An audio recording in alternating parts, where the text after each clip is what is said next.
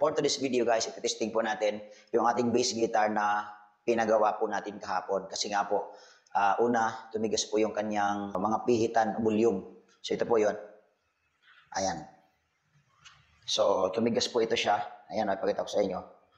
Ayan, so tumigas po ito. So ngayon, pinapalitan po natin kahapon at ngayon, almost okay na siya. Talagang okay. Pero hindi ko pa na-testing yung tunog kasi kahapon busy po kami.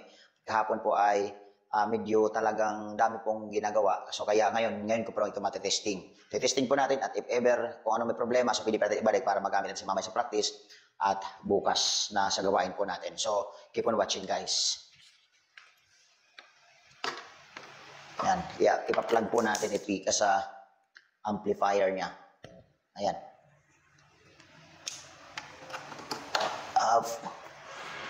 Testing.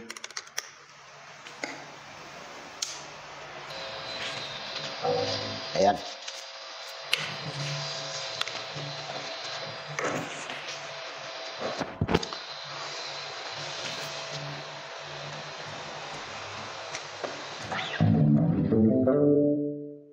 Ayos guys.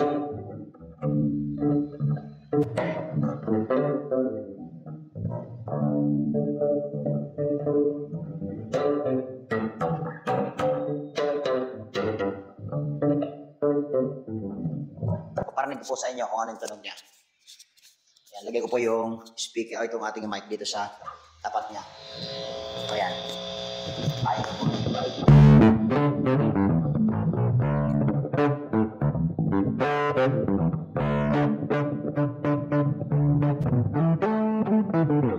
So, medyo mas gumanda kaysa una. So, thank you Lord at okay na ulit. So, actually, kung magkano binayad po natin kahapon to ay 300 palit po dito.